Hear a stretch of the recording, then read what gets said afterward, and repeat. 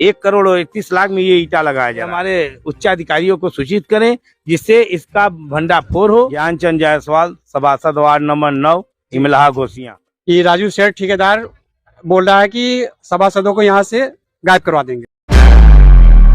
तो सुना आपने, ये है घोसिया नगर पंचायत के आधा दर्जन सभासद ये लोग ग्रुप बनाकर चेयरमैन के पति इब्रार अली और ठेकेदार राजू सेठ के ऊपर गंभीर आरोप लगा रहे हैं।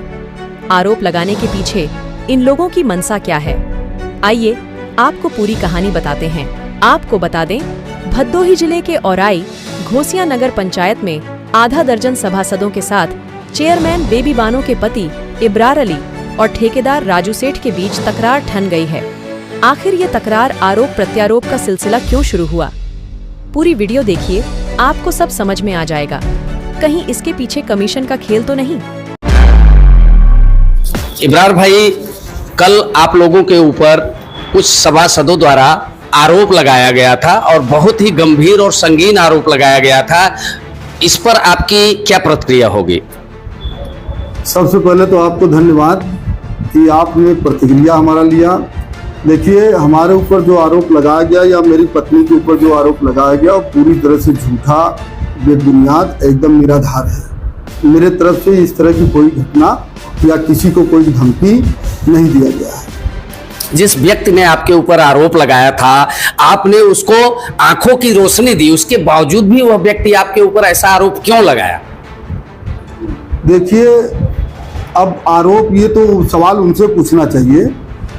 हम जो है अच्छाई के रास्ते पे चलते हैं और जो हो सकता है हम करते हैं। तो हमसे जो हो सका हम अपने सभासद के लिए किए। वो हार्ट के पेशेंट थे, हम उनको BHU ले गए और वहाँ डॉक्टर विकास अग्रवाल साहब से समय लिया, उनका डेट रखवाया और आयुष्मान कार्ड उनके पास था। आयुष्मान कार्ड जब के अंतर्गत उनका ऑपरेशन करवाया और मुझसे जो हो सका हमने किया। जैसा कि आम देखा जाता है हर सरकारी कार्य योजनाओं में, तो कहीं ऐसा तो नहीं है कमीशन का खेल था जिसके लिए वो आरोप लगा रहे हैं आप लोगों के ऊपर? देखिए, इसमें दो बात है। एक तो जो है वो ठेकेदार के द्वारा लिखित शिकायत दिया गया है, वो 10% 10 दिन से लगातार 10% कमीशन मांग रहे हैं। और पक्का तालाब और शिव मंदिर पुराना प्राचीन जगह है। सरकार की महत्वाकांक्षी योजनाओं के अंतर्गत, बंधन योजना के अंतर्गत हम लोगों ने अथक प्रयास किया। उत्तर प्रदेश सरकार ने 1,31,40,000 का बजट स्वीकृत किया। उस बजट स्वीकृत होने के बाद मंदिर कमेटी के पुजारी और तमाम लोग और गणमान्य जो नागरिक थे, हिंदू मुसलमान जनता ने मिलकर के वैदिक पूजा पाठ के साथ, मंत्रोच्चार के साथ जो वहाँ का कार्य का शुभारंभ किया गया। तो वो कह रहे हैं कि काम जबरदस्ती रोक दिए थे, 10% ठेकेदार से कमीशन मांग रहे थे। इस तरह की लिखित सूचना मुझे मिली है जिसकी हम जांच करवा रहे हैं। तो कहने का मतलब ये है कि जब जनता की कोई शिकायत नहीं है, लेकिन ये इनकी शिकायत है। ये लोग जो है मंदिर का काम, हमारे जो विरोधी हैं, प्रतिद्वंदी, ये 10 साल यहाँ चेयरमैन रहे, तो उनके प्रभाव में वो आ गए हैं। उनके प्रभाव में आकर के, चूँकि समाज के लोगों ने कई बार मंदिर का और पक्का तालाब के सुंदरीकरण का मामला उठाया था, लेकिन पूरे 10 साल के समय में उन्होंने करा नहीं पाए।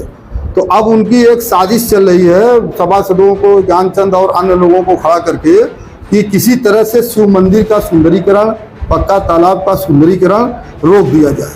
कहीं न कहीं ऐसा प्रतीत होता है आपके बातों से कि आपके विपक्षी गण जो हैं वो लोग आप लोगों के खिलाफ एक साजिश रच रहे हैं ताकि आप लोग सही ढंग से योगी मोदी के कार्य योजनाओं को सफल न बना पाए। इस पे आपकी क्या प्रतिक्रिया है? जी, यही सच है कि उत्तर प्रदेश सरकार की जो महत्वाकांक्षी योजनाएं चल रही हैं, इन लोगों ने एक, जैसे ज्ञानचंद जायसवाल है, इन लोग एक नाजायज गोल बना करके जगह जगह जा करके ठेकेदार को और ठेकेदार के लोगों को उनको जो है गाली देना, धमकी देना, कार्य को रुकवा देना। और ये कार्य उत्तर प्रदेश सरकार का काम है। हम तो एक कड़ी हैं, हम तो जो है एक निचली कड़ी है सरकार के आदेशों का, सरकार के दिए गए बजट का, सरकार का सही सही उपयोग हो जाए, हम उच्च स्तर पर वहाँ से काम कराते हैं। लेकिन ये लोग हमारा काम थोड़ी रोक रही, तो सरकार का काम रोककर उसमें बाधा पहुंचाने का काम कर रहे हैं। अच्छा, सरकारी योजनाओं के कार्य को रोकने वालों के ऊपर आपकी तरफ से क्या कार्रवाई कराई जाएगी? देखिए हमको जो लिखित शिकायत मिली है तो उसको हमने अपने अधिशासी अधिकारी को, प्रभारी अधिकारी स्थानीय निकाय को, यहाँ के पुलिस अधीक्षक को और तमाम आला अधिकारियों को हमने इसकी सूचना दे करके इसकी जांच करवा रहे हैं कि पहले इसकी जो विधिक परामर्श है उसको ले रहे हैं कि इस पर क्या किया जा सकता है। और अगर उस पर जो है, देखिए क्योंकि बोर्ड का हम नहीं चाहते किसी तरह का कोई विवाद, हम चाहते हैं कि नगर का विकास हो। हमारी पहली प्राथमिकता ये है कि घोसियाँ नगर का विकास हो, घोसियाँ स्वच्छ सुंदर अच्छा घोसियाँ बने। हमारे पूरे घोसियाँ नगर में एक भी पार्क और एक भी जो है कहीं नहीं था। तो कहने का मतलब पक्का तालाब का हम लोग सुंदरीकरण और शिव मंदिर का करा करके उसमें बहुत स्पेस है, पार्क का रूप, ओपन जिम का रूप, और जबकि छौर कार के लिए हिंदू समाज के लोग वहाँ जाते हैं तो उसके लिए हमने स्नान की व्यवस्था, स्नान घर की व्यवस्था कराया है। मंदिर परिसर के अंदर जो जगह बची हुई है वहाँ इनका जो सामाजिक भजन कीर्तन और जो इनके भोज होते हैं, जो भंडारा होता है वो चलता है, उस पर हम इंटरलॉकिंग का काम करवा रहे हैं। आने जाने के लिए सीसी रोड का इंतजाम, नाले का इंतजाम, पथवे का इंतजाम और इसके अलावा सामुदायिक शौचालय, ये व्यवस्था हमने कर रखा है कि घोसियाँ सुंदर, स्वच्छ और अच्छा बने। तो हमारी पहली प्राथमिकता ये है कि नगर पंचायत घोसियाँ का समुचित विकास हो। विकास में अगर कोई बाधा आता है तो उसके खिलाफ कानूनी कार्रवाई अमल में लाई जाएगी। तो आपने सुना, यह थे इब्रार भाई जो गंगा जमुनी तहजीब को चरित्रार्थ करके एक मंदिर के सुंदरीकरण का कार्य करा रहे हैं और उस पर भी कमीशन के चक्कर में ऐसे नेता आरोप लगाते हैं। तो ये आपको डिसीजन लेनी है, इस क्षेत्र की जनता को डिसीजन लेनी है कि ऐसे लोगों के साथ क्या कार्रवाई सुनिश्चित की जाए। हमारे साथ इस समय मौजूद हैं राजू सेठ और इनके ऊपर बड़ा ही गंभीर आरोप लगा है, हत्या और अपहरण का आरोप लगा है। लेकिन आज इस आरोपों के बारे में इनसे बात करेंगे और आपको बताने की कोशिश करेंगे। तो राजू भाई, सबसे पहले हम आपसे ये जानना चाहते हैं, यहाँ की जनता आपसे ये जानना चाहती है कि आपके ऊपर इतना संगीन आरोप सभासदों ने क्यों लगाया? देखिए, ये जो कार्य चल रहा है शिव मंदिर पे, ये कार्य मंदिर परिसर में इंटरलॉकिंग सड़क नाली का कार्य चल रहा है, न कि मंदिर के जीर्णोद्धार का। सभासद महोदय पिछले 10 दिन से मुझे बराबर फ़ोन कर रहे हैं और कभी 7 बजे रात, कभी 8 बजे रात, कभी 9 बजे रात। ये जब से मेरा वहाँ पे काम लगा है पिछले 10 दिनों से, तब से ये फ़ोन करके जो है 10% कमीशन की मांग कर रहे हैं। यानी आपका कहने का मतलब है ये जो आरोप लगे हैं कमीशन के खेल के चक्कर में, कमीशन के, जबकि मेरे द्वारा कहा गया नहीं, हम लोग एक पैसा कमीशन नहीं देते हैं, काम आपको जैसा चाहे वैसा बैठ के करा लीजिए, काम में हम कोई समझौता नहीं करेंगे, न ही कमीशन देंगे। इसकी मैंने लिखित शिकायत, ये जो मैं कह रहा हूँ, इसकी मैंने लिखित शिकायत अपने उच्चाधिकारियों को पिछले सप्ताह ही करा दिया है।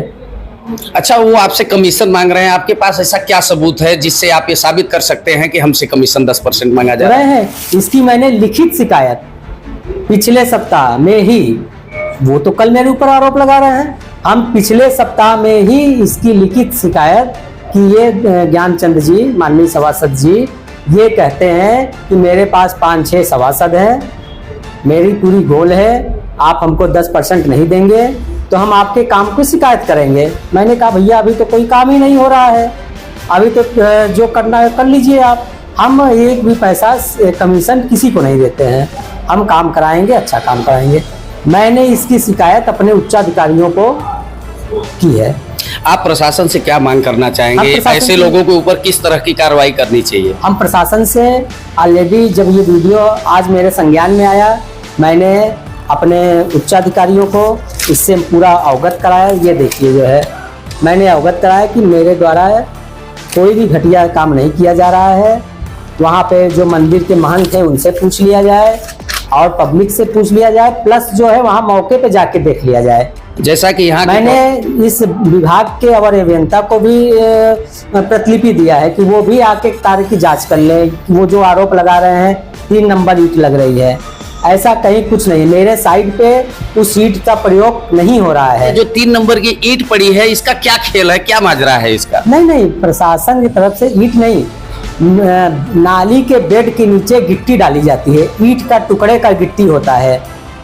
जो ईंट के टुकड़े का गिट्टी तोड़ के, ईंट जो है तोड़ के उसके नीचे गिट्टी पड़ती है, तब उस पे ईंट बिछती है, तब वो सीमेंटेड ढलाई करके जो है तब नाली का बेड बनाया जाता है। तो ये चीज होता है, वो मेरे एस्टीमेट में रहता है कि ईंट के टुकड़े का गिट्टी, वो हम सर्वप्रथम नाली जो मिट्टी होता है उसके ऊपर ईंट के टुकड़े का गिट्टी देंगे, फिर उसके बाद ईंट बिछाएंगे, फिर उसके बाद जो है 1.25 इंची गिट्टी से जीरो और जो जीरो साइज की गिट्टी होती है उससे जो है सीमेंट से 1.5-3 का जो है ढलाई करके उसकी बेड बनाई जाती है। पिछले कितने वर्षों से आप ठेकेदारी का कार्य कर रहे हैं? मेरे द्वारा ठेकेदार 5-6 सालों से जो है कार्य कराया जा रहा है।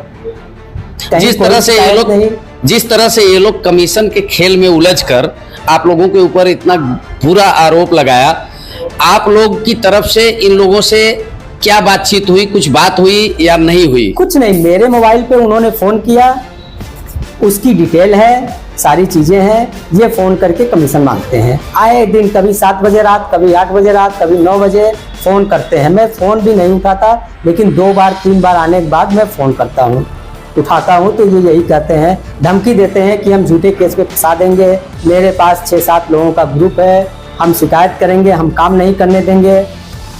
आए दिन ये प्रताड़ित करते, मानसिक रूप से मुझे प्रताड़ित करते रहते हैं। कल के वीडियो से तो मैं बहुत ही आहत हूँ जो है, जिससे मेरे संज्ञान में वीडियो आया, मैंने उच्च अधिकारियों को लिख दिया जो है। तो आपने सुना, ये थे राजू सेठ, जिनके ऊपर बड़ी ही गंभीर आरोप लगी थी कि अपहरण और हत्या करा देंगे। अब जो हमें जानकारी मिली है कि जो व्यक्ति आरोप लगाया है वो खुद आपराधिक प्रवृत्ति का रहा है। अब कितना अपराध किया है इसकी पुष्टि मैं नहीं करता। बहरहाल ऐसे कमीशन के खेल के चक्कर में ये जो खेल बिगाड़ने वाला काम होता है ना, ये व्यक्ति की नहीं होती, ये सरकार की योजनाओं का पलीता लगा रहे हैं।